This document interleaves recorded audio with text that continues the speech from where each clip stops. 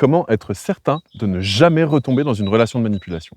Quand on a été manipulé et quand on a été ravagé, abusé dans une relation de manipulation, ça fait mal. Ça fait mal, on se sent comme, je sais pas, on a l'impression d'avoir été un paillasson sur lequel on s'est essuyé, on a l'impression d'avoir été complètement abusé dans tous les sens, on a l'impression d'être mais juste d'avoir été considéré comme je sais pas, un moins que rien, un bout de viande, quelque chose mais juste d'horrible, quoi. Donc comment faire pour être certain que ça n'arrive jamais?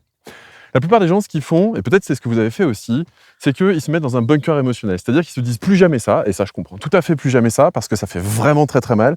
Et donc ils vont chercher à se mettre dans un bunker émotionnel. C'est-à-dire qu'ils vont se fermer à toute relation. Ça fait trop mal, on n'a pas envie que ça recommence. Donc on refuse de recommencer à ça, on refuse de recommencer à croire en l'amour. Et ça se comprend, sauf que le problème c'est qu'en général on finit aigri, on en veut à l'autre sexe, on dit toutes les femmes sont des, ou tous les hommes sont des, et je vous laisse finir la phrase avec vos croyances, et ça apporte une aigreur, une colère constante, permanente, qui finalement, eh bien, représente la victoire de la personne qui nous a manipulés. Pourquoi?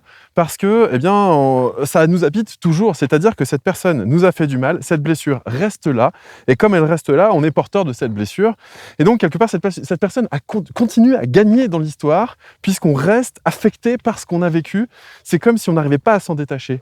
Et donc, on se demande, mais comment c'est possible de plus souffrir? Donc on se met dans son bunker, sauf qu'en se mettant dans son bunker, finalement, on guérit jamais vraiment. Et l'autre a gagné. Et ça, je suis désolé, mais à un moment donné, moi, c'est pas acceptable. Quand j'ai dit plus jamais ça, au moment où ça m'est arrivé, je me suis dit, mais vraiment plus jamais ça. Alors comment faire en sorte pour que ça n'arrive plus jamais? Eh bien, je me suis dit, peut-être qu'il faut que je regarde le problème autrement. Parce que le premier réflexe qu'on a quand on sort d'une relation avec de l'abus, une relation toxique, c'est qu'on regarde partout où l'autre a été toxique. Et on commence à faire la liste de tout ce sur quoi l'autre a déconné. Et c'est vrai que l'autre a déconné à cet endroit-là, je pense que c'est difficilement contestable. Bon.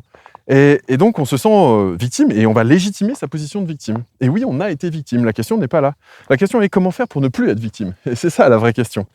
Et donc, je me suis posé cette question-là. Et j'ai fini par trouver que grâce à une étude que j'avais lue, qui a été faite aux États-Unis dans un centre pénitentiaire, ils avaient pris des agresseurs sexuels et ils leur avaient montré la même photo d'une scène de boîte de nuit, de bar, avec différentes personnes qui étaient là. Et ils leur ont demandé quelles sont les personnes vers lesquelles ils auraient envie de se tourner pour les agresser. Et c'était les 3 mêmes personnes qui ressortaient à chaque fois. Ce qui veut dire quelque part qu'il y a un type de personne, un type de personnalité, qui va plus facilement être agressée que les autres parce qu'elle dégage quelque chose, malgré elle, qui montre que c'est une proie, quoi, quelque part. Et je me suis dit, est-ce que moi, je dégagerais pas ça quelque part? Est-ce que moi, finalement, j'ai pas un profil à être sous emprise et à être dans des relations toxiques? Et quand je me suis posé cette question, j'ai fini par comprendre, même si on sait pertinemment que c'est une relation merdique, on va rester dedans quoi qu'il en coûte, parce qu'on a l'impression que notre vie est en danger, et on met un enjeu vital dans la relation.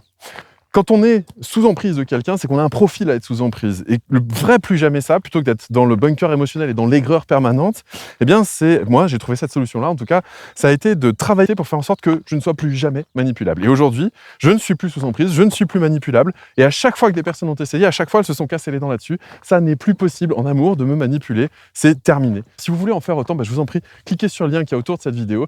Et moi, je vous dis à très bientôt pour une prochaine vidéo. Ciao!